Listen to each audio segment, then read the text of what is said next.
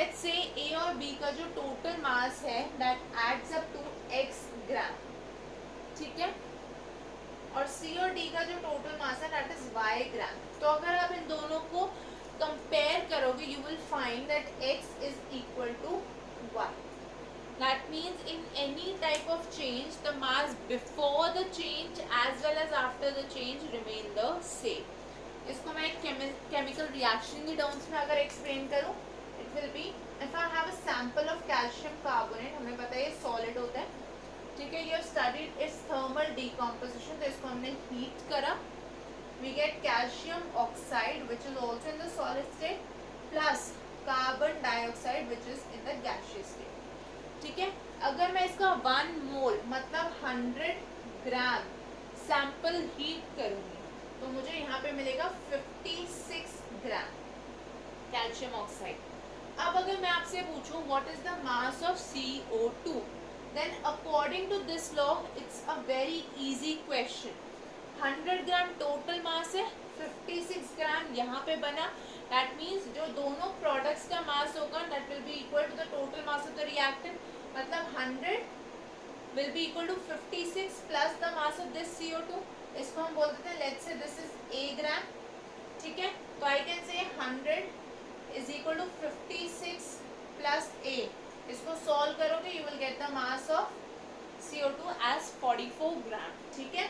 तो 56 और 44 क्योंकि टोटल 100 था, ये हमेशा रहेगा if the sample is pure, ठीक है। प्योरिटी हम यहाँ से डिटर्मिन कर सकते हैं, अगर कुछ डिफरेंस आ रहा है तो मतलब प्योरिटी में थोड़ी सी we can say it the sample is impure, okay.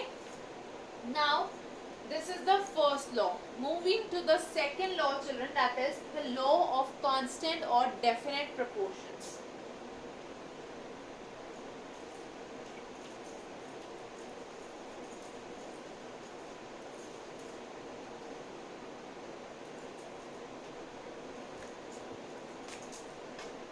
The second law is law of constant or definite proportions.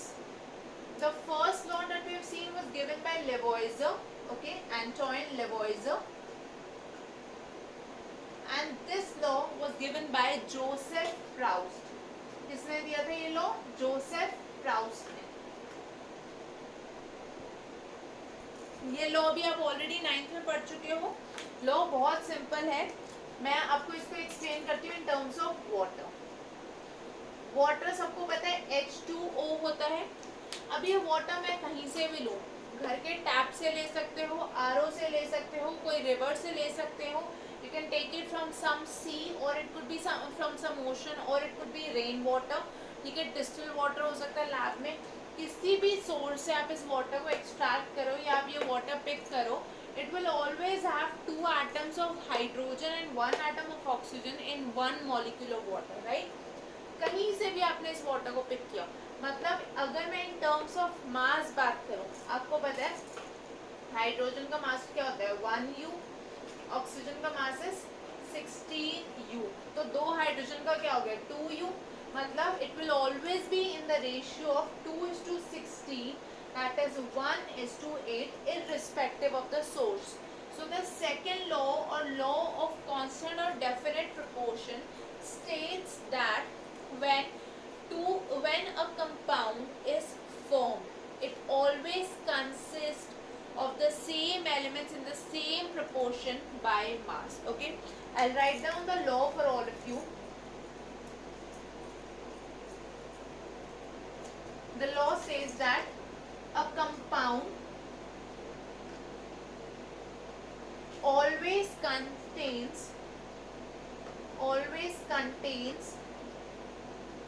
the elements in the same proportion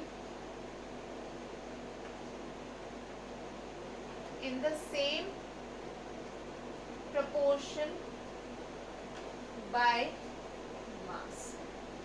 I'll give you another example. अभी हमने बात करी थी calcium carbonate thermal decomposition की, वहाँ पे क्या बना था CO2। अब ये CO2 कैसे बन सकता है, कोल को बर्न करने से भी बन सकता है, बाकी फॉसिल फ्यूल को बर्न करने से भी बन सकता है, ठीक ठीक है, पेपर जलाओगे तब भी CO2 रिलीज होगा, कहीं से भी CO2 ऑब्टेन हो, बहुत सारे केमिकल रिएक्शंस में मिलता है, ठीक है, जैसे एसिड और मेटल की जब रिएक्शन होती है तब भी सॉरी एसिड की reaction with carbonate, right, metal carbonate, तब भी CO2 रिलीज होता है। तो हर एक केस में कार्बन और ऑक्सीजन को मास रेशियो इज ऑलवेज 3:8, चाहे सोर्स कुछ भी हो, किसी भी केमिकल रिएक्शन से ऑब्टेन किया हो। Okay, this was the second law. Moving to the third law of chemical combination, that is the law of multiple proportions.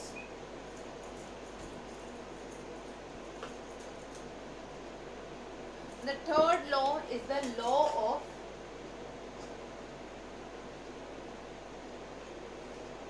multiple proportions. Children, this law was given by John Dalton. ये law किसने दिया था? John Dalton ने। इसको एक example से समझते हैं। हाइड्रोजन और ऑक्सीजन जब कंबाइन होते हैं, दो टाइप के कंपाउंड्स मिलते हैं, water and hydrogen peroxide H2O2, ठीक है। इन दोनों में क्या है? हाइड्रोजन का मास फिक्स है, इसमें भी 2U है, इसमें भी 2U है, ठीक है। ऑक्सीजन का मास फर्स्ट केस में 16U है, सेकंड केस में 2 एटम्स हैं, इसलिए 32U हो गया, ठीक है।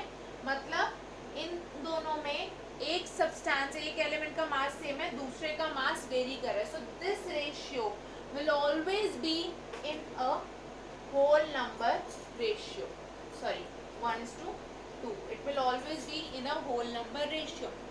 Taking another example, CO2, carbon का mass fix, again oxygen in the ratio 1:2, clear? तो according to the law of multiple proportion, if two elements form two or more than two compounds, then if the mass of one element is fixed, the masses of other element will always be in a simple whole number ratio. Okay, it states that if two elements combine to form two or more compounds,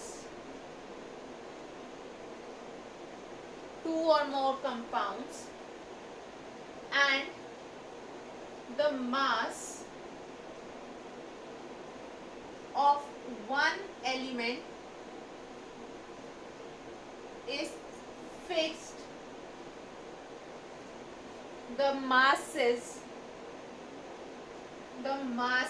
of other element are always in whole number ratio. एक का mass fix है तो दूसरे का मास हमेशा whole number ratio में ही present होगा। Children, these were the first 3 laws. ये तीनों लॉज आपने ऑलरेडी 9th में भी पढ़े हुए हैं।